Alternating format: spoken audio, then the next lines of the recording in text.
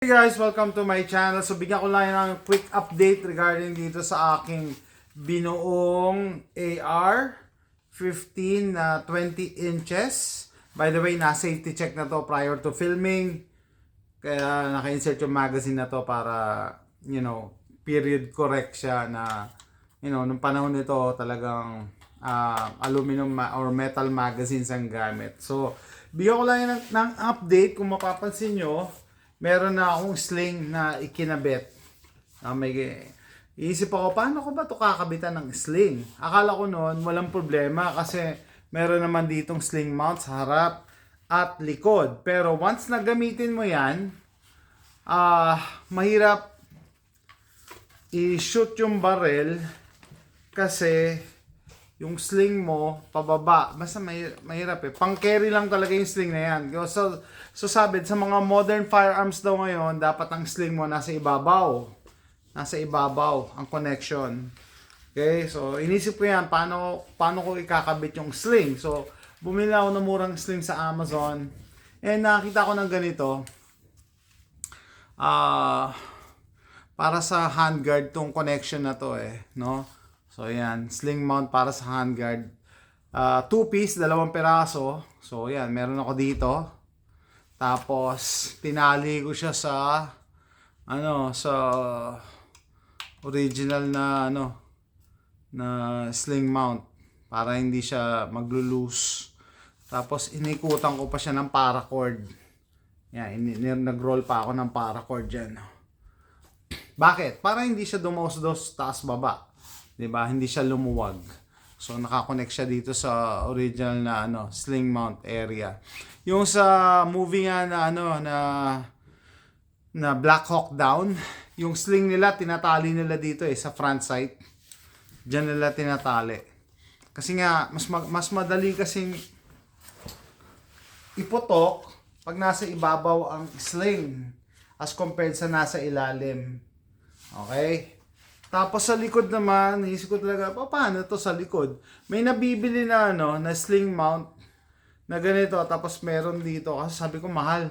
Dalawa na yung nabili ko, sayang naman. So, ginawa ko, naglagay lang ako ng paracord, tali dito, paikot, para hindi siya dumausdos papunta dito. Gets nyo ba? Kailangan mo ng support kasi sa likod para hindi siya dumausdos papunta dito. Tapos, tinali ko lang din ng paracord dito. No? Talagang na siya. Solid, liquid and gas. So, pag nakatayo ako, ganyan ang itsura niya. No? Na-imagine nyo? Tapos, pag puputok ako, it doesn't get in the way. Hindi siya nakaharang. And, isa yata sa mga videos ko, ang isa sa pinakauna mong dapat ayoko may mention yung word, dapat na idagdag sa baril mo is ang sling. Lalong-lalo na mga long rifles, long, especially ito, long to kasi 20-inch yung barrel, Alam na mahawak mo yan palagi, ma-occupy yung kamay mo. So ito, pwede ko siyang bitiwan, hands free na ako, pwede ako maglakad or do something else. And pag kailangan kong gamitin, itataas ko lang siya. And hindi siya nakaharang. Nung nilagay ko to, sabi ko, bakit dito ko nilagay itong connection, hindi dito sa kabila?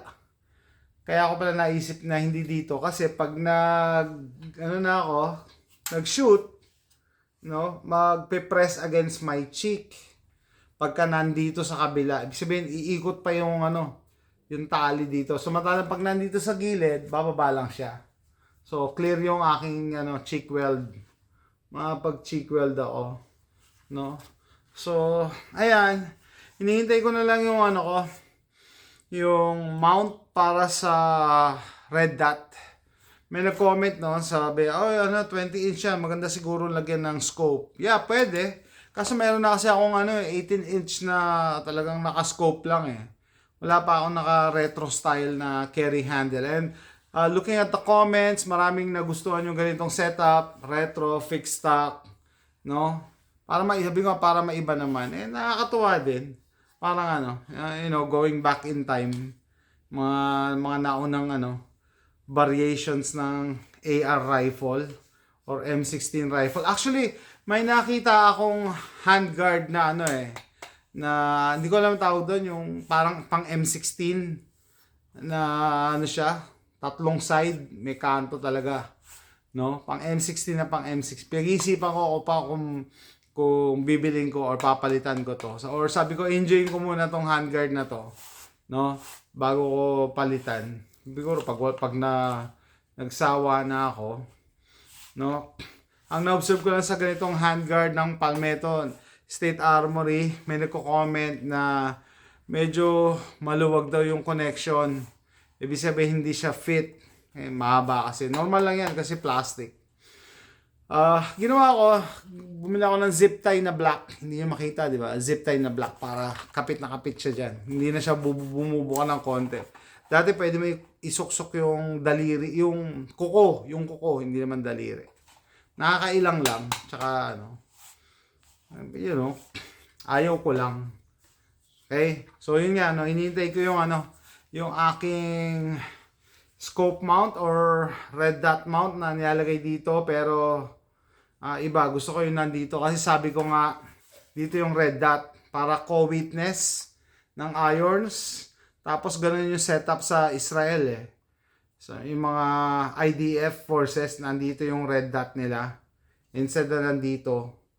Pwede rin nandito kasi ang ayaw ko lang dito kasi parang mataas yung sight over bore. Mataas siya masyado. Gusto ko low profile para andun pa rin yung accuracy. Diba? Siguro preference lang yan kasi meron din naman mga accurate na ganong setup. Pero yan, quick update lang. Meron na akong sling.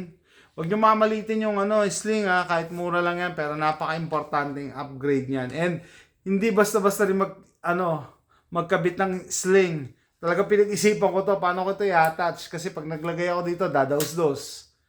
Ayan, inattach ko yan, tapos sinunog ko pa yung dulo ng paracord para hindi maghimol-mol. Tapos inattach ko siya dito sa original na sling mount para hindi nga dadaos-dos. Yan, ko na siya, na-try ko na carry, pang iba-ibang posisyon. Solid naman yung setup. Ganyan siya, Pag imagine niyo kung nasa ilalim ang barrel, gaganon. Hindi siya ready for action pag kailangan mo nang gamitin. Kaya mas maganda na nakaganyan ang barrel pag nakasling. Para just in case kailangan mo gamitin, just lift it up. Tapos hindi nakasagabal yung sling mo. Anyway, mumura yung sling lang to. Tapos HK style. Yung clamp HK style. Quick detach. Madali lang din tanggalin kung ayaw mo. Okay? Pero I'm sure makakita kayo na mas magandang sling. Iba na, adjust pa. Kaso mahal din. Ayaw kong mag-invest masyado sa sling kasi may iba pa tayong mga pagkakagasasan. Kaya okay lang yung mga ganitong mura. Pero effective naman sa pangangailangan ko. Sa gusto kong mangyari. Ayan.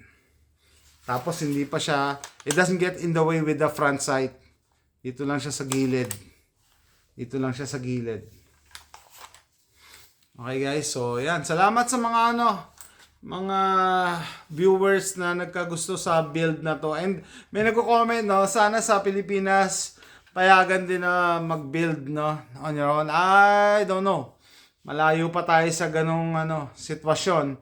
Kasi lahat sa lahat ng parts ng barrel, halos lahat nire-regulate. So dito nga kasi ito lang ang regulated, yung lower lang. Yung upper hindi. Okay? So the rest, pwede mong pakialaman or bagu-baguhin. Okay? Tapos, mas gusto sa Pilipinas, bibili ka, buo na. Kasi, hindi nga ini-encourage na magkalikot ka na magbuo ka, magdagdag-dagdag ka. Hindi nila ini-encourage dyan Mas gusto nila pag bibili kayo, yan, buo na. Wala ka nang gagawin. 'Di ba? Kasi merong paniniwala. I think yun yung iniisip nila Ayaw nila bumuo ka ng sarili mong firearm, loose firearm yun Kasi dito sa US, allowed kaming by law, because of the Second Amendment, allowed kaming gumawa ng sarili namin firearm as long as hindi namin ibebenta sa ibang tao. Yun eh. Pang self-defense lang. Pambahay, pwede lang. Pwede kaming gumawa. Okay? What else? Yan. Hindi ko lang kung nasabi ko ba sa inyo, quick detach yung ano ko yung pins ko. Front and back. Para mas madaling baklasin. Anyway, yan. Pinaita ko lang yan ako. Anyway. Okay. Ang update ng aking M16A4 clone. Yan.